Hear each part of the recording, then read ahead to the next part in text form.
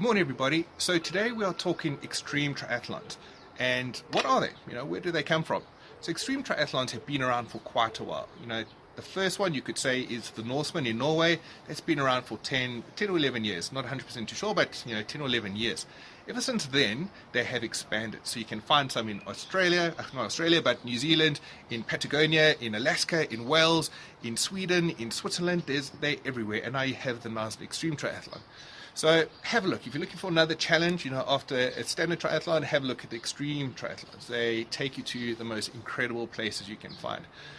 What extreme triathlons do is, and how they differ from the standard triathlon, is extreme triathlons tend to focus on the altitude gain. So they roughly start about 3,500 meters and they work up. Also, their distances vary. Some are shorter than the standard, long distance triathlon, where others are a little bit further. But again, the main focus is on the altitude gain. So for example, the toughest triathlon around is the Icon, which is in northern Italy. And the altitude gain for that one is 8,000 meters. 8,000 meters in one day, which is incredible. It's a big challenge. After that would be the Austria Extreme, which is about 5,800 meters. So that's also, quite a challenge for anybody taking part. So that's the nice thing about these races, is they really push you. The other thing that they do is they vary the terrain that you run on.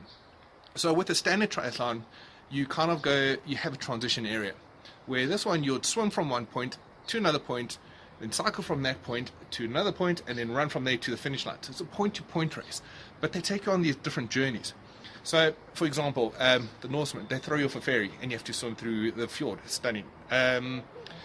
In Italy, the Icon, they put you in the highest, it's the highest swim in the world, which is amazing. And then the cycle, they send you over the Alps, or they send you up fjords, or they send you through, the center of Iceland. So it's very different depending on where you are. So it's a brutal challenge, no matter where you are.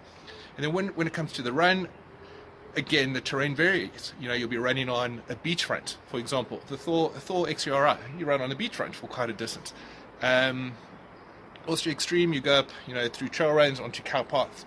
The Norseman, you run on, tar roads, and then you get up to a trail run. So it varies as well. So that's the difference between these, is you have to prepare for the whole journey.